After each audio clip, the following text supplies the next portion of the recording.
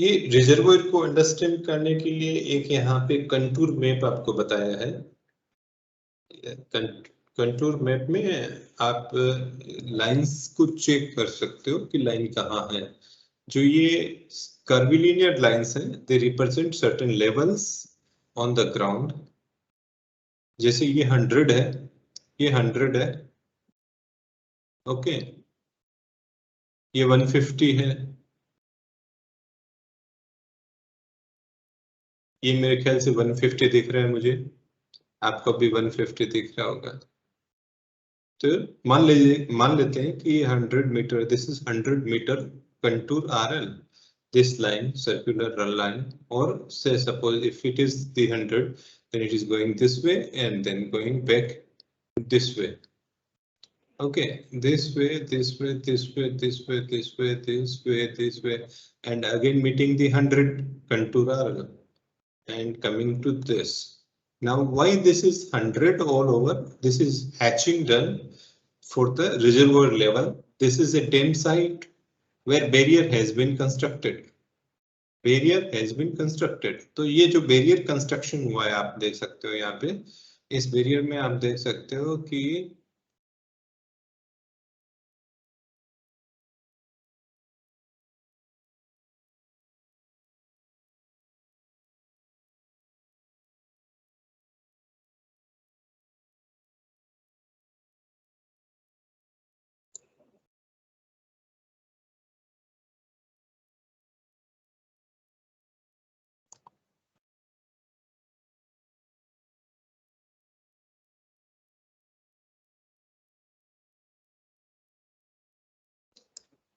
ये जो बैरियर है यहाँ पे, ये जो बैरियर बना हुआ है, बैरियर का मतलब डैम, जो एक्चुअल डैम होता है वो। तो ये 100 RL तक जाके मैच हो रहा है, उसके बाद डॉटेड लाइन दिखाई हुई है। और ये जो हमारा ये एरिया है, ये हैच्ड एरिया है, ये जो सारा हैचिंग किया हुआ एरिया है, ये रिजर्वॉयर फॉर्मेशन है, ये रिजर्वॉयर फॉर्मेशन है। तो 100 मीटर का जो RL है, 100 मीटर का जो RL है यहाँ पे,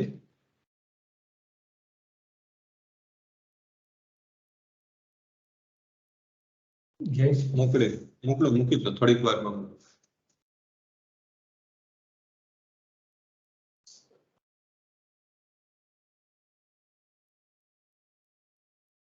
ये जो पूरा का पूरा रिजर्वोयर को रिप्रेजेंट करता है जहां तक पानी भरा हुआ है। This is the top of, if you look at this wall, cross sectional wall, तो आपको ओवरफ्लो सेक्शन और ओवरफ्लो सेक्शन दिखेगा। इसका पार्टली यहाँ पे मान लो कि इतना पोर्शन या बीच वाला पोर्शन ओवरफ्लो सेक्शन है और दोनों साइड में नॉन ओवरफ्लो सेक्शन हो सकता है। लेकिन ये जो डॉटेड है, मतलब क्या हुआ कि जो साइड सिलेक्शन है हमारा, वो आपको यहाँ से देखने को मिल सकता है। ये कंटूर जिस एरिया में हमें इरिगेशन की जरूरत है या वाटर सप्लाई की जरूरत है या किसी और पर्पज के लिए इसकी रिजर्वोयर की जरूरत है, तो हम ये location near by hilly area हमें मिल जाता है, तो we could choose 2 hills like of this 150 high and in between जो गोर्ज या वैली बनती है उसको प्लग कर देते हैं, जिससे कि लेंथ डैम की कम हो, लेंथ यदि हमारी कम है, जितनी कम होगी, जैसे हुवर की बहुत कम है, टेहरी डैम की लेंथ बहुत कम है, 600-700 मीटर ही है, तो जितनी लेंथ कम है कंस्ट्रक्शन कॉस्ट उतनी कम आएगी। महानदी पे जो डैम बना हुआ है वो बहुत लंबा है, क्योंकि प्लेन था, फ्लैट था और वहां पे हिल्स नहीं मिल रही थी और पानी की सप्लाई जरूरी थी, तो बनाना पड़ा। तो आपको पता है मोर देन 12-13 किलोमीटर से ज्यादा लंबा डैम पानी को रोकने के लिए। तो ये जो सिचुएशन है यहाँ पे ये रिप्रेजेंट कर रहा है कि हम रिजर्वोयर क्रिएट कर रहे हैं।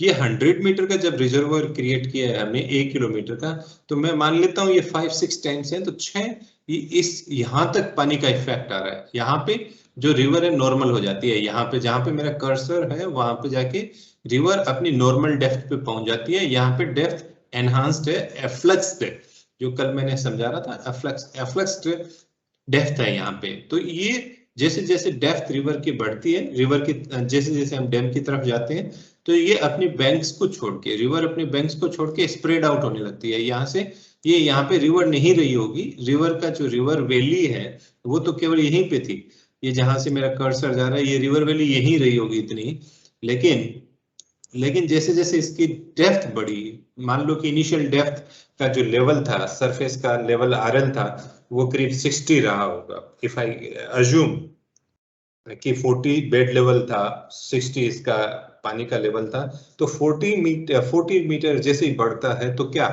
तो पानी स्प्रेड आउट हुआ और ये 5-6 किलोमीटर 7 किलोमीटर तक बैक वाटर इफेक्ट आ रहा है इसका।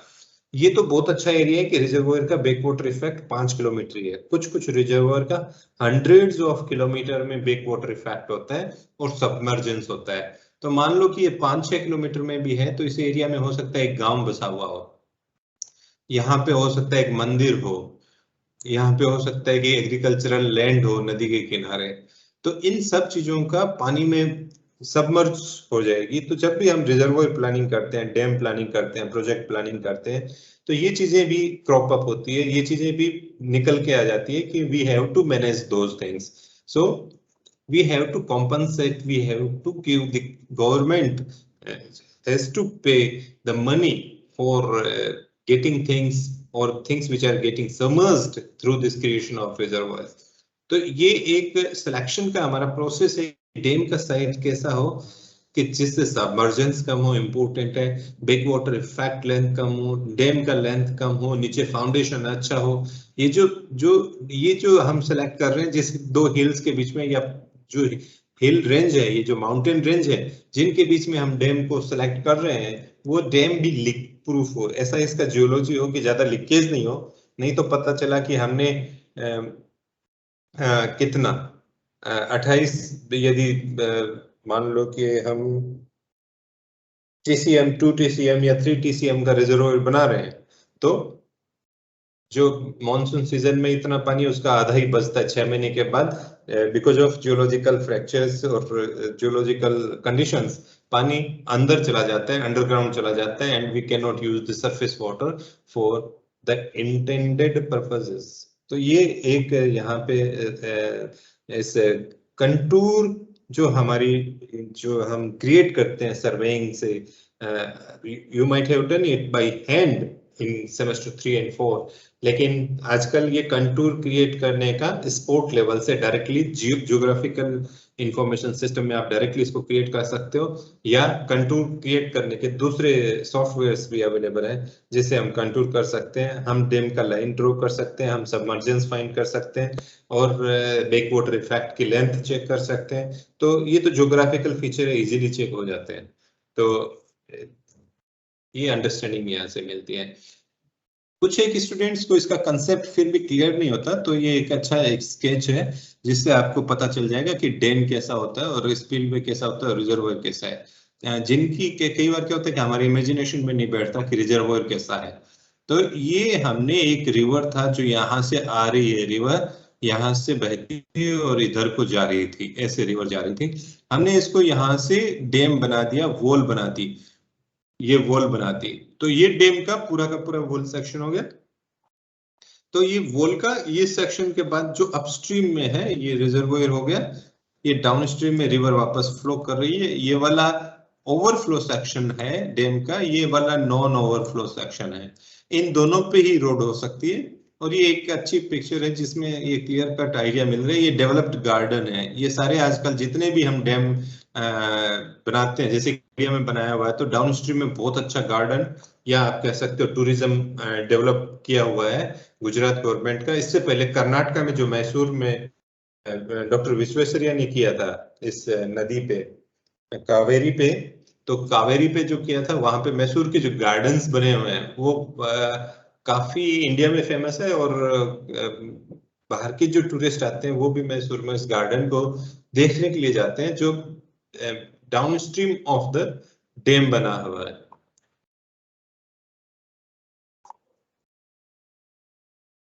अभी ये जो रिजर्वोयर है, ऐसा जो हमने रिजर्वोयर देखा, इसके टाइप्स हैं, क्यों बनाते हैं ये टाइप का मतलब the functionality, there are many purposes of such storing the water, क्यों स्टोर करते हैं, किस लिए करते हैं, तो इसके देखते हैं क्या क्या है। एक हम कि पानी को स्टोर करना चाहते हैं, स्टोर का मतलब हम स्टोर करके रखते हैं, जैसे घर में हम छोटा सा टैंक रखते हैं, क्यों स्टोर करते हैं? सुबह उठते ही ब्रश करने के लिए हमें पानी मिल जाए तो घर में स्टोर करते हैं। तो ये कंजर्वेटिव एक हमारी थियरी होती है कि नल में पानी नहीं आ रहा है तो हम बिकॉज ऑफ सच थिंकिंग नहीं आ रहा है तो हम कंजर्वेटिव सोच के साथ उसको स्टोर करते हैं, तो ताकि सेफ्टी हमारी बनी रहे और सुबह पानी मिल जाए। तो this is kind of conservation storage और रिजर्वॉयर्स होते हैं। सेकंड होते हैं फ्लड कंट्रोल। जो फ्लड, जैसे मॉनसून सीजन में काफी बारिश हो रही है तो रिवर के बैंक से पानी निकलने लगता है, तो उसको रोकने के लिए जो फ्लड कंट्रोल रिजर्वॉयर है वो बनाया जाता है। तो हम देखेंगे कि फ्लड कंट्रोल में आगे देखेंगे थोड़ा और डिटेल में। मल्टीपर्पज रिजर्वॉयर, फिर डिस्ट्रीब्यूशन रिजर्वॉयर एंड फिर बैलेंसिंग रिजर्वॉयर।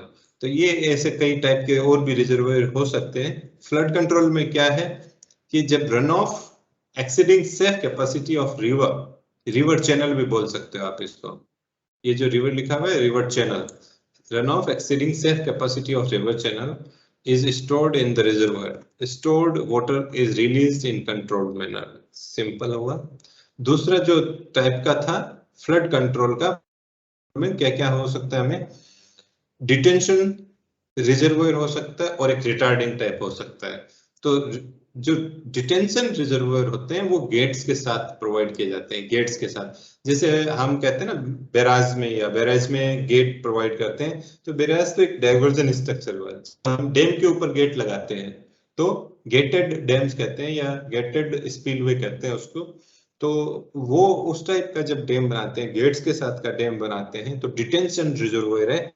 डिटेंशन रिजर्वॉयर इतने ह्यूज तो नहीं होते जितना सरदार सरोवर है, लेकिन फिर भी फ्लडिंग के लिए जहाँ पे बहुत ज्यादा रिस्क रहता है और पॉपुलेशन डाउनस्ट्रीम में बहुत ज्यादा है, तो ये डिटेंशन रिजर्वॉयर बनाया जाता है। तो इसको ग्राफ को देखते हैं कि ये कैसे फ्लड को कंट्रोल करता है। ये जो देखो फ्लो इन क्यूमेक्स लिखा हुआ है, और ये जो डॉटेड लाइन है आप ये इसको रीड करिए, ये इसके सेफ कैपेसिटी है। ये जो लाइन है कंट्रोल्ड आउटफ्लो या सेफ चैनल कैपेसिटी डाउनस्ट्रीम या upstream before the construction of dam. जो मान लो कि उकई काकरा पार है और नीचे डाउनस्ट्रीम में सूरत सिटी है, तो काकरा पार से लेके सूरत सिटी से लेके नीचे जब ये अरेबियन सी में जाके मिलता है तापी रिवर, तब तक उस चैनल की capacity mind it is not uniform, is not constant. आप ये सोच के चलिए चैनल की कैपेसिटी, जितने भी नेचुरल चैनल है, तापी रिवर या नर्मदा रिवर या गंगा यमुना, जिस कोई भी रिवर आप लोगे, तो हर सेक्शन में उस चैनल की water carrying, discharge carrying capacity different होती है। तो जहां से बना हुआ है उकाई का डैम, वहां से लेके अरेबियन सी तक की कैपेसिटी को क्रॉस नहीं करे। तो ये लाइन ड्रॉ कर दी हमने, ये लाइन ड्रॉ कर दी। अब मॉनसून सीजन में क्या हुआ कि फ्लो जो आता है, मान लो कहाँ पे उकाई के डैम पे फ्लो आया, वो सेफ कैपेसिटी से क्रॉस करके इतना ज्यादा जा रहा है, तो अब क्या करें इसको? तो इसको क्या करें हम, तो इसको रोक देते हैं डैम के अंदर। ये जितना भी ज्यादा फ्लो है, ये डिस्चार्ज टाइम वर्सेस फ्लो जो हम ड्रॉ करते हैं ना हाइड्रोग्राफ, वो ये है। तो हाइड्रोग्राफ तो ये ज्यादा है, डॉटेड लाइन से ऊपर का ये पोर्शन जो है, ये वाला पोर्शन ज्यादा है, इतना ज्यादा पानी आ गया वहां पे क्यूमेक में। तो इसको स्टोर कर लो, अभी स्टोर कर लो, क्योंकि बारिश हो रही है और ज्यादा कैपेसिटी जो चैनल की कैपेसिटी से है वो ज्यादा है। और जैसे ही बारिश यहाँ पे रुकी, ये यहाँ से बारिश रुकी और यहाँ से जैसे ये डाउन होने लगा, सेफ कैपेसिटी से कर्व को नीचे जाने लगा, तब हमने हमारी जो स्लूइस गेट्स हैं वो खोल दिए, या ये जो ऊपर स्पिलवे के ऊपर जो गेट्स लगे हैं ये गेट्स वो खोल दिए धीरे धीरे कंट्रोल्ड वे में। अनकंट्रोलेबली नहीं खुलते ये, these are all regulated, controlled through mechanism and accordingly they are opened. 1 lakh cusec discharge हो सकता है, 2 lakh क्यूसेक हो सकता है, and so on.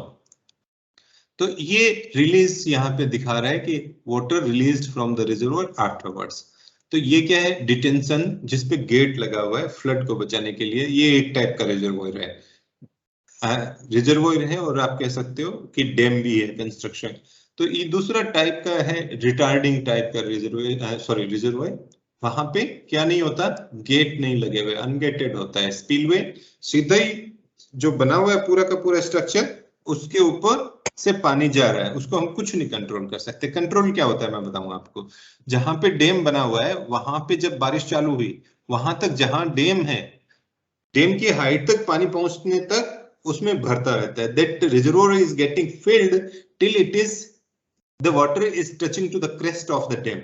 But afterwards there is no control and water automatically by itself will be releasing downstream. तो ये control नहीं है. जो रिड्यूस्ड पीक है, यहाँ पे बारिश हुई तो इतना पीक चढ़ा, लेकिन हमने डैम बना दिया तो ये इतना पीक तो कंट्रोल हो गया, उसके अंदर स्टोर हो गया, यहाँ तक आ गया. लेकिन अब यहाँ से अपने आप ही रिलीज चालू हो जाता है जो कि सेफ कैपेसिटी से ज्यादा है. तो यहाँ पे ये रिटार्ड करता है, एलिमिनेट नहीं करता. किसको? फ्लड को. तो रिजर्वॉयर या डैम आप कह सकते हो. Retarding reservoirs, retarding dams. यहाँ पे डिटेंशन टाइम ऑफ डैम्स और रिटार्ड, क्योंकि जब डैम बनाते हैं तो रिजर्वॉयर कॉम्प्लीमेंट्री है. दे एग्जिस्ट, दे को एग्जिस्ट. जैसे डैम बनाया रिजर्वॉयर को लेक भी कहते हैं काफी जब इसको रिक्रिएशनल पर्पस के लिए यूज करते हैं इन्हीं रिजर्वॉयर्स को, तो they call it lake. That in the lake of Sardar Sarovar we enjoyed boating और समथिंग लाइक दैट. तो लैंग्वेज पर्पस जैसे हम चेंज करते हैं वैसे ही चेंज हो जाती है. मल्टीपर्पज रिजर्वॉयर आपको ख्याल है कि क्या है. डिस्ट्रीब्यूशन रिजर्वॉयर में एक फर्क होता है. इसमें डिस्ट्रीब्यूशन में क्या होता है कि ये छोटा सा एक रिजर्वॉयर होता है, small storage reservoir to tide over the peak demand of the water. जैसे 24 घंटे में घरों में सुबह और शाम ज्यादा पानी यूज होता है, दोपहर में नहीं होता और रात को तो बहुत ही कम होता है. तो ये जो डिस्ट्रीब्यूशन रिजर्वॉयर है, तो पंप की कैपेसिटी को कांस्टेंट रखने के लिए, क्योंकि जब हम पंपिंग से पानी सप्लाई कर रहे हैं, ये वाटर सप्लाई में ज्यादातर यूज होता है डिस्ट्रीब्यूशन रिजर्वॉयर. आपने देखा होगा म्युनिसिपल कॉर्पोरेशन जिनमें जैसे टाउन्स छोटे हैं जिनकी पॉपुलेशन 10,000 या 20-30-40,000 पॉपुलेशन है, तो उनके टाउन की पेरिफेरी में ऐसे रिजर्वॉयर्स बने हुए होते हैं जिनको टांकी कहते हैं या गड़ोई भी कहते हैं. आपको पता नहीं मेरे को और नाम क्या है लोकल. तो इनको डिस्ट्रीब्यूशन रिजर्वॉयर कहते हैं. ये 1 लाख कैपेसिटी के, 2 लाख कैपेसिटी के, 4 लाख कैपेसिटी के बने हुए होते हैं. जो घर में टैंक होते हैं हमारे 20,000 की कैपेसिटी के, जो नीचे होते हैं. छत पे जो टांकी होती है वो लगभग 5 से 10,000 लीटर की बनी हुई होती है. तो ये जो डिस्ट्रीब्यूशन रिजर्वॉयर है, ये क्या करता है कि पंपिंग तो कंटिन्यूस चलती रहती है, इसमें भर लेते हैं. फिर भरने के बाद यहाँ से जो पंपिंग है वो as and when there is demand we operate और we distribute the water from the distribution reservoir. तो डिस्ट्रीब्यूशन रिजर्वॉयर का मतलब हुआ कि हम यहाँ कंटिन्यूसली इसको भरते रहते हैं, इस रिजर्वॉयर को, एंड हम सप्लाई डिमांड वाइज करते हैं, as per the demand supply करते हैं. तो इसको रिजर्वॉयर बेसिकली ये overground, partially over, partially underground tank, open to sky tank भी बने हुए होते हैं, काफी ब्रॉड. बैलेंसिंग रिजर्वॉयर बहुत ही एक अच्छा कंसेप्ट है. जैसे मान लो कि यहाँ पे हमारा मेन डैम है सरदार सरोवर, और नीचे यहाँ पे स्टेच्यू ऑफ यूनिटी बनी हुई है, यहाँ पे एक वियर बना हुआ है, और यहाँ पे स्टेच्यू ऑफ यूनिटी, और यहाँ पे अभी पानी भरा हुआ है. यहाँ पे सब जगह पे पानी भरा हुआ है. लेकिन ये तो केवल टूरिज्म पर्पस के लिए हमने यहाँ पे वियर बनाया ताकि यहाँ पानी रहे, और यहाँ से हम इससे स्टेच्यू ऑफ यूनिटी तक पहुंचते हैं, और यहाँ पे वियर से पानी पड़ा रहता है. लेकिन ये वियर कई बार क्या होता है कि ये किलोमीटर में ये करीब 5-10 किलोमीटर दूर भी होता है. क्यों? क्योंकि हमारा कमांड एरिया यहाँ पे है और यहाँ पे है कमांड एरिया फॉर इरिगेशन. तो क्या करते हैं कि ये वियर से हम कैनाल निकालते हैं left and to the right both, न कि डैम से हम कैनाल्स नहीं निकालते. क्यों?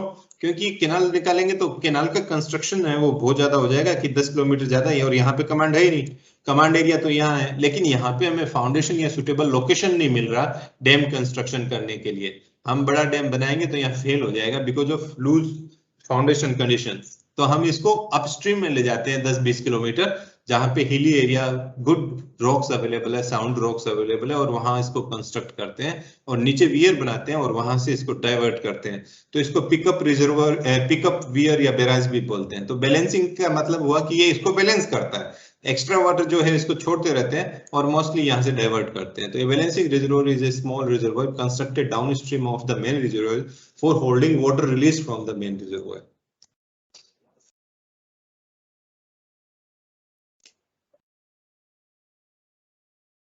स्टोरेज कैपेसिटी ऑफ रिजर्वॉयर मैंने आपको जो देखा था अभी हमने कंटूर वाला, उसमें काफी कुछ समझाया था, वही इसमें कुछ लिखा हुआ है. कुछ आपको टर्म नहीं समझ में आ रही है तो आप लिख सकते हो चैट बॉक्स में कि ये वाली टर्म आपको समझ में नहीं आई तो हम डिस्कस कर सकते हैं। स्टोरेज कैपेसिटी ऑफ रिजर्वॉयर, फिर क्या है,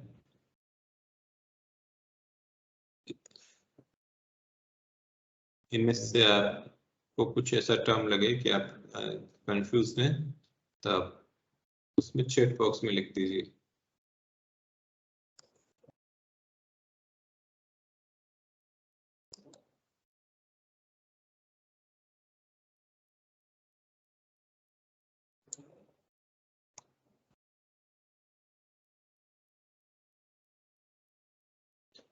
स्टोरेज कैपेसिटी ऑफ रिजर्वॉयर वैसे इंटरेस्टिंग सब्जेक्ट है ये।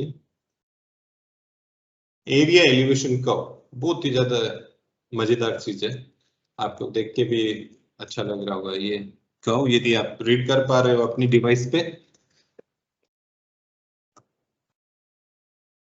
ये एलिवेशन जो यहाँ पे लिखा हुआ है, ये एलिवेशन किस चीज का है, डैम का एलिवेशन है। ये elevation is of the dam 900, 920, 1000, 1100 volume.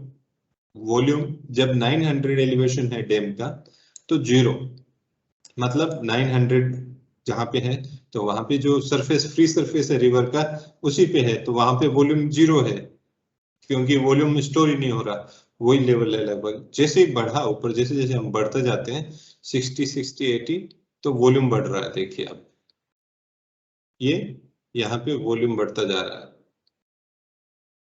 26 तक पहुंच गया। कितने एलिवेशन पे पहुंचा, 1100 है। यदि हम हाइट ले लेते हैं डैम की, 900 था, 200 मान लो, बढ़ा देते हैं, फीट में समझ लेते हैं हम क्योंकि ये बहुत ज्यादा है मीटर तो let's consider it as a feet, the height of the elevation of the what, elevation of the dam body. तो ये 1100 पे इसका क्या कितना आ रहा है, वॉल्यूम 26 में भी ट्रिलियन क्यूबिक मीटर, टीसीएम मान सकते हैं चाहें तो हम, नहीं तो एमएएफ मान लो, मिलियन एकड़ फीट मान लो, क्योंकि हमारा जो 27 था किसका, सरदार सरोवर का एमएएफ यूनिट था, मिलियन एकड़ फीट एफएफ।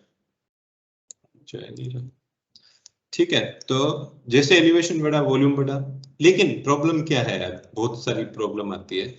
हम ऐसे नहीं है कि हम एलिवेशन बढ़ाते ही जाएं बढ़ाते ही जाएं बढ़ाते ही जाएं तो वॉल्यूम बढ़ता ही जाएगा बढ़ता ही जाएगा, लेकिन मैंने आपको पहले समझाया था कि सबमर्जेंस बढ़ेगा, जैसे जैसे हाइट बढ़ेगी वॉल्यूम तो बढ़ेगा, हमें पानी तो मिलेगा ज्यादा, देखो वॉल्यूम बढ़ता ही जा रहा है, लेकिन प्रॉब्लम क्या हो रहा है, एरिया जो है, ये देखो ये एरिया, ये प्रॉब्लम कर रहा है, ये भी बढ़ता जा रहा है। जैसे 1100 लिया हमने तो 1100 पे एरिया कितना स्क्वायर किलोमीटर में मान लेते हैं इसको, 32 स्क्वायर किलोमीटर सबमर्ज हो रहा है, बहुत बड़ा एरिया सबमर्ज हो रहा है। तो इस एरिया को हम कॉम्प्रोमाइज चाहते हैं, वी ऑप्टिमाइज चाहते हैं, कॉम्प्रोमाइज नहीं, इंजीनियरिंग टर्मिनोलॉजी है optimise, we need an optimised solution.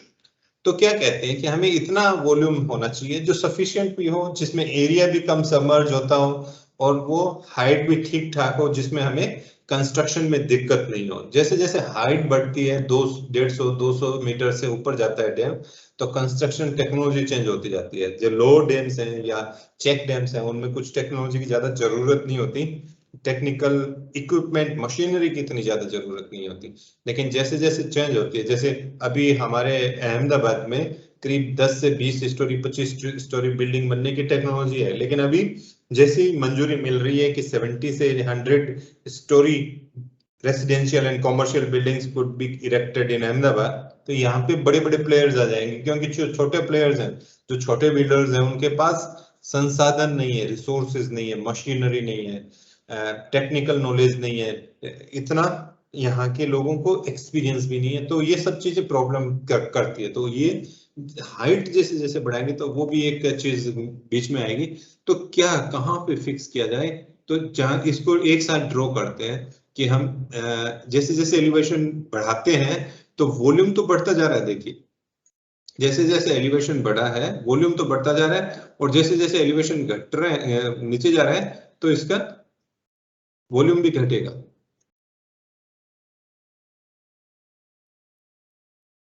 ग्यारह सौ पे हमें 2600 मिल रहा है, और हम यहाँ देखें कि इस लेवल पे देखें तो ये है इसका क्या, इस पॉइंट पे ये जो जहां पे क्रॉस कर रहा है ये वाला पॉइंट जो है, ये वाला पॉइंट यहाँ पे 14 का जो मिल रहा है, मान लो एमएएफ मिल रहा है हमें वॉल्यूम, तो इसका यहाँ पे कितना है एलिवेशन करीब करीब 1060, एंड यहाँ पे जो एरिया है that is reduced almost by half, almost है ऑलमोस्ट बाय हाफ। तो एरिया एलिवेशन कर्व ये जो है ये हमें ऑप्टिमाइजेशन की एक टेक्निक देता है कि how we could have a win win situation. तो ये हमारा हाईएस्ट लेवल डैम का फिक्स करते हैं इस वे में कि हम ड्रॉ करते हैं कि कैसे एरिया बढ़ रहा है एलिवेशन के साथ, जैसे जैसे एलिवेशन बढ़ रहा है वैसे वैसे एरिया कैसे बढ़ रहा है। क्योंकि आप यदि एलिवेशन और एरिया का कर्व देखोगे तो एरिया एलिवेशन कर्व में ये एरिया का कर्व है,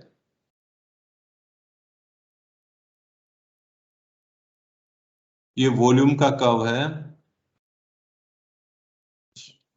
सॉरी ये वाला वॉल्यूम का कर्व है, ये एरिया का कर्व है। तो जैसे जैसे एलिवेशन बढ़ रहा है आपका यहाँ से नीचे से ऊपर जा रहा है, वहां से एरिया भी भयंकर बढ़ रहा है। मतलब आप मान के चलो 1100 पे आपको 52 स्क्वायर किलोमीटर एरिया जा रहा है। तो ये सिचुएशन है दैट इज नॉट एक्सेप्टेबल। तो इन दोनों को दिस वन एरिया का वॉल्यूम का कहाँ ऑप्टिमाइज्ड हो रहे हैं, हर कंडीशन में हर रिवर वैली का ये कर्व डिफरेंट होगा, क्योंकि वहां की कंटूर जो कंटूर सिचुएशन है वो डिफरेंट है, कंटूर की गैपिंग डिफरेंट है, ग्रेडियंट्स डिफरेंट है, वहां की टोपोग्राफी डिफरेंट है। तो वो उसके हिसाब से ये जो चार्ट हम बना सकते हैं या ये आप कर्व कह सकते हो कि एरिया एलिवेशन कर्व है वो डिफरेंट होगा, और ये ऑप्टिमाइजेशन जो सिचुएशन मिल रही है ये भी डिफरेंट होगी। तो जब भी आप किसी प्रोजेक्ट पे काम कर रहे हो don't use A peculiar specific area elevation curve. You demand for the site at which you are doing your project. If this is not available, then do it by yourself, whether it takes a month or 2 months of time, but you should collect data. Data collection is also important, that you need all these stuff. Rough नहीं चलेगा, आपको authenticated data चाहिए इसके लिए, draw करने के लिए departmental data चाहिए, और उन्हीं के बेस पे आप ये ड्रॉ कर सकते हो। उसके बाद में ये जब पॉइंट मिलता है there is the final thing optimisation kind of thing. So this is a graphical optimization. Many a times optimization is done through the mathematical equations. तो वो हमें अभी हमारे स्कोप में नहीं है। तो ये एक ग्राफिकल ऑप्टिमाइजेशन है एरिया एलिवेशन का। तो ये काफी एरिया वेरिया निकालने के फॉर्मूले आपने पढ़े होंगे सर्वेइंग में, ट्रेपेजॉइडल, कॉन, प्रिज्मोइडल, स्टोरेज वॉल्यूम का निकालने का, ये सब जो सर्वेइंग में पढ़े थे वही फॉर्मूला यहाँ यूज होती है। पिछले वाले ग्राफ में एक चीज में रह गया था, ये डिफरेंट यहाँ पे जहाँ पे ये टॉप लेवल यहाँ पे डिसाइड होता है, फिर स्पिलवे क्रेस्ट लेवल यहाँ पे डिसाइड हो गया कि वो 1060 है, तो फिर उसके बाद स्पिलवे क्रेस्ट आता है, फिर मिनिमम ऑपरेटिंग लेवल आता है, फिर सेंट्रल लाइन ऑफ पेनिस्टॉक जब टर्बाइंस का चलता है वहां पे आता है, सेंट्रल लाइन ऑफ स्लोइसिस। ये एक कड़ी है जिसमें आप कह सकते हो कि इसी वे में इसको मैच करते हैं। तो आप यहाँ से मिल सकता है कि यहाँ से यहाँ तक ये देखो, ये हमारा सेंट्रल लाइन ऑफ स्लोइसिस तक का डिजाइन जो है ये this gives us the storage, total storage. तो ये चीज यहाँ से पता चल जाती है कि कितना स्टोरेज आने वाला है इसमें और हमारा रिक्वायरमेंट क्या है। अब देखिए यहाँ पे इस डायग्राम में रिवर का स्लोप बहुत ज्यादा है, इस स्केच में इतना कभी आप ड्रॉ मत करना, ये थोड़ी टिल्ट हो गई है, इतना स्लोप नहीं होता रिवर का। 1 in 4000, 1 in 5000 ऐसा स्लोप होता है, ज्यादा भी है, कभी ज्यादा वेलोसिटी है तो 1 in 2000 हो सकता है, लेकिन इतना ज्यादा स्लोप नहीं हो सकता है। ये तो 1 in 100 से भी ज्यादा लग रहा है मुझे।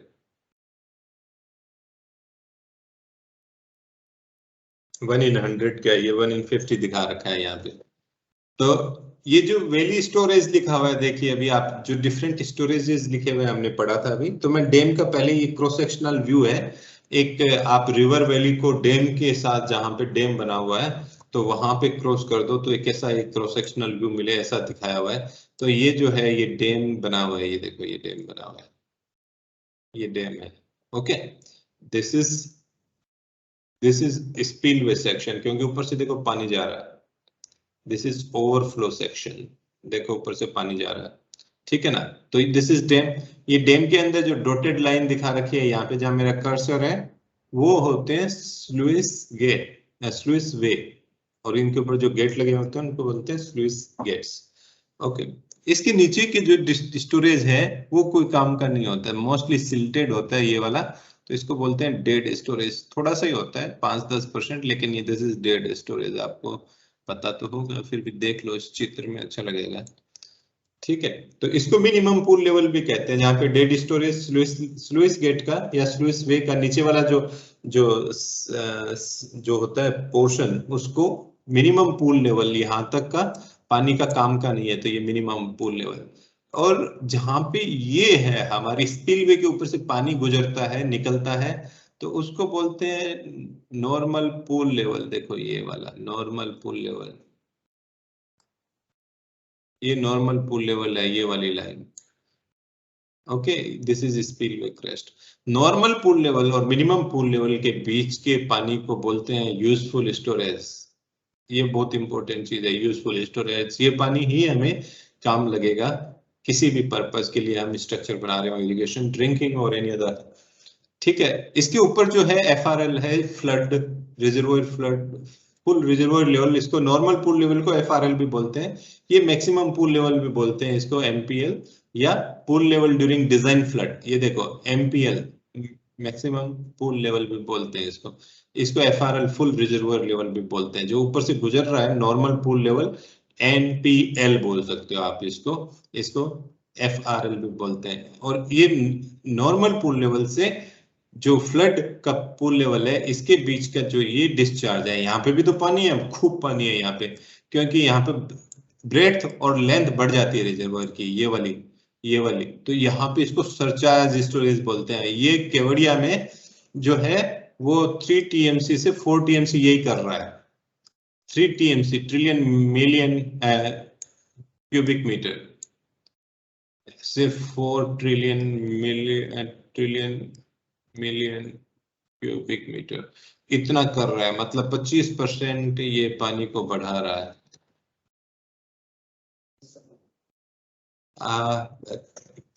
बेसिक बेसू छे तो હું પાછો રિંગ કરું સર, થોડીક વારમાં પતાવી। हाँ,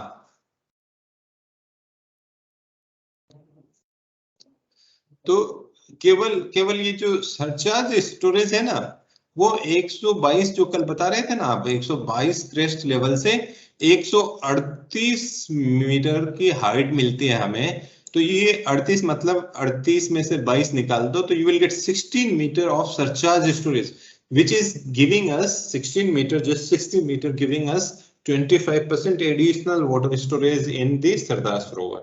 Okay, so this we need to understand। ये जो रिवर का बेड है, ये बेड दिखाया हुआ है यहाँ पे, natural stream surface before dam. ये यहाँ पे नदी का जो डैम नहीं था, तो ये डॉटेड लाइन जो दिखाई हुई है, यहाँ इतना डेप्थ था पानी का। ऐसा इतना झुका हुआ कभी नहीं होता है, आप इतना कभी स्लोप मत बनाना, ये गलत है स्केच। तो बहुत ज्यादा इसको नीचे कर दो, जरा सा ही इस साइड से ऊंचा और इस साइड से नीचा, ये ऐसे ही दिखाने के लिए बना दिया गया। पूल रिजर्वोयर लेवल मैंने बताया था, एफआरएल जो आपका नॉर्मल पूल लेवल है उसको दिखाया हुआ है चित्र में, उसी को एफआरएल भी कहते हैं। ये देखो मैक्सिमम पूल लेवल या फ्लड लेवल भी कहते हैं, मैक्सिमम फ्लड लेवल, ये जो दूसरी टर्मिनोलॉजी है यहाँ पे लिखी हुई है, आप पढ़ लो आराम से। मिनिमम पूल लेवल हमने देखा था, जो स्लुइस वे है या स्लुइस गेट है, उसके नीचे का पोर्शन को मिनिमम पूल लेवल कहते हैं, वो मैंने पीछे बताया अभी आपको। फिर यूजफुल स्टोरेज भी दिखाया था मैंने, कि मिनिमम पूल लेवल और एफआरएल के बीच का सरचार्ज समझाया था, डेड स्टोरेज आपको समझा दिया मैंने। फिर से ये एक बार चित्र यहाँ पे देख लो, ताकि आपको फिर समझ में आ जाए। Again I go back to bank storage, valley storage, ये फर्क देखते हैं हम क्या है इसी डायग्राम में। जब बैंक स्टोरेज क्या होता है, यहाँ पे जब ये वैली है तो ये जो पानी नदी के अंदर ये जो इकट्ठा है पहले से इसको वैली स्टोरेज बोलते हैं। जो नदी का खुद का पानी है, since it is flowing, it is not stationary, it is always moving, but all the time it is there. So from the beginning to end of the river, say 1,000 kilometer long river, then you have to multiply this cross sectional area, this whole cross sectional area.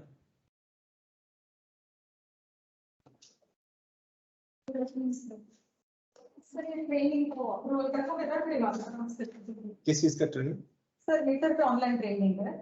You want to apply? Yes, August 1st week, so it's convenient. So okay, if you will approve, I'll call you back. Yeah. Okay. So we want to apply.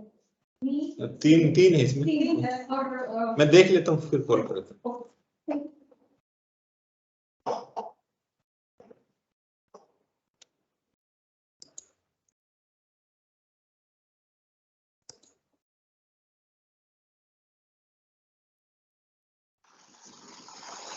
तो जो the water which is there in before construction of the dam, which was there in the river, then we consider that water as valley storage, because all the rivers are also known as river valleys. Narmada river valley, then Ganga river valley, Yamuna river valley, Brahmaputra river valley. So water is there which is flowing. You could say that there is no stationary water available. It is not like a lake or reservoir, but at any instant, if you take a cross section of time, say just now, what is the storage? Then that storage is valley storage.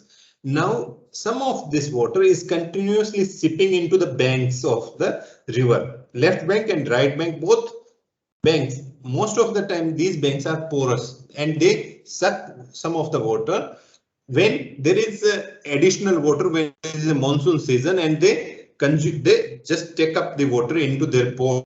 And in lean season, they release the same water. So that water is called the bank storage. The water which is getting stored in the left and right bank during the high discharge conditions, and the banks release during the lean discharge conditions. Valley storage, I have explained you. Yield from the reservoir means how much water safe yield or the firm yield is one, and the second is the secondary yield. So you could understand yield means what amount of water we could get from the reservoir.